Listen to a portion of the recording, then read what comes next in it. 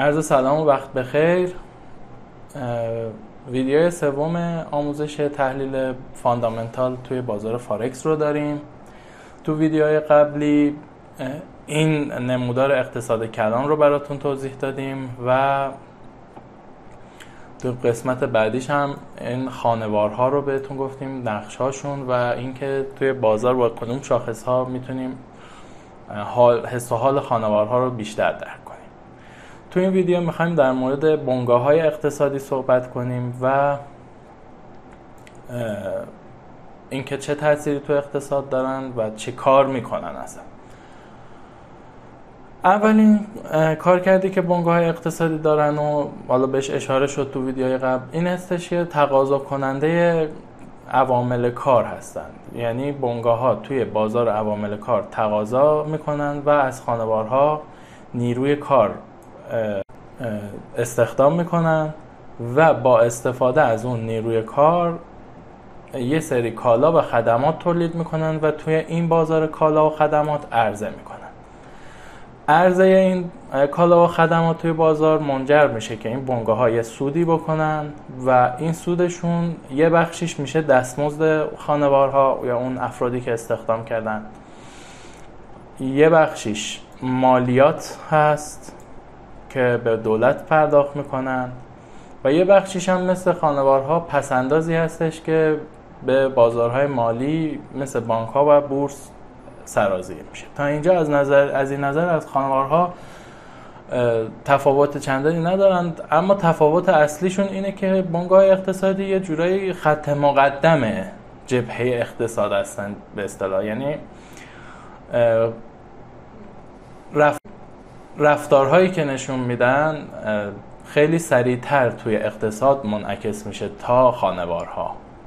اگه خاطرتون باشه ما توی خانوارها در مورد شاخص‌هاشون گفتیم و گفتیم معمولاً این شاخص‌هایی هستن که ثانویه روی بازار و روی اون قدرت ارز تأثیر میذارن. یه وقتایی مهمترن، یه وقتایی اهمیتشون کمتره، اما در کل معمولاً ثانویه. اما بنگاه اقتصادی و شاخص‌های مرتبطشون چون خیلی مستقیم روی اقتصاد تأثیر میذارن، به خاطر همین بسیار مهمتر از خانوارها هستند. یعنی جز این خرجکردها و این عملکردی که توی این منحنی دارن بسیار مهمه. یعنی اینکه چه مقدار مالیات میدن، مالیاتشون برای دولت خیلی مهمه، پسندازشون که در نهایت منجر به سرمایه‌گذاری 2 مرتبه روی خود بنگاه‌ها میشه، اهمیتش بیشتر از پسنداز خانوارها هست. و تقاضاشون توی بازار عوامل کار، همونجور که الان مثلا توی بازار آمریکا میبینین، یکی از دلایلی که فدرال رزرو همچنان خیلی مصر هستش که نرخ‌های بهره رو بالا ببره و بالا نگه داره، همین تقاضایی هستش که بنگاه‌ها توی بازار کار دارن. البته اینها نیاز به توضیح بیشتر داره، اما میخوام بدونین که چه مقدار اهمیت داره تک تک این اجزایی که اینجا دارن.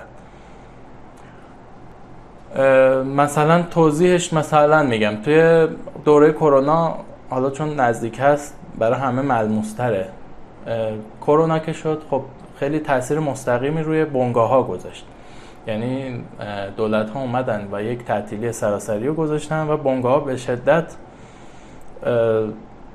ضرر کردن از این بابت و خیلی راحت کارگراشون هم توی خارج اخراج میکنن.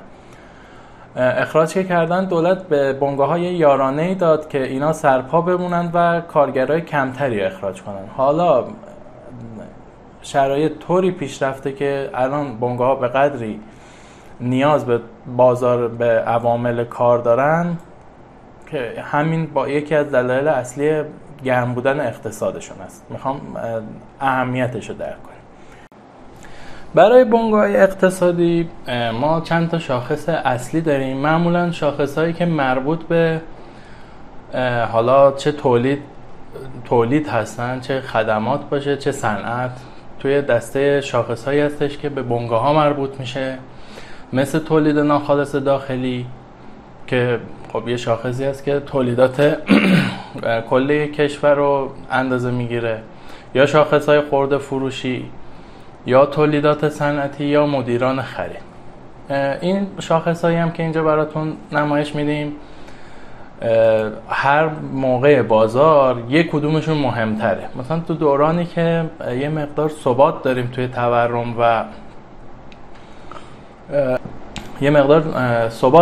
تورم و منتظر این هستیم که نشونه‌ای ببینیم که نرخ بهره بالا میره، این تولید ناخالص داخلی مهمه. اما در حال حاضر که الان 5 سپتامبر 2023 هستش، این شاخص اهمیتش نسبت مثلا به شاخص مدیران خرید کمتره. شاخص ها هم اهمیتشون اینه شما با یه نگاه به این شاخص ها و دیدن اون روندی که دارن طی میکنن میفهمین که اقتصاد و مملکت توی چه جایی قرار داره. مثلا الان اقتصاد آمریکا با توجه به این شاخص‌های که مربوط به بنگاه هستن اقتصادش خوبه، یعنی با نرخ بهره 5.5 خیلی ها فکر میکردن که این اقتصاد کندتر بشه. البته یه نشونه هایی توی داده های اخیرش نشون داده، اما خب خیلی دوست دارن که بهتر نشون بده که یه مقدار اقتصاد کند شده و بانک مرکزی داره به اون اهدافی که میخواد میرسه.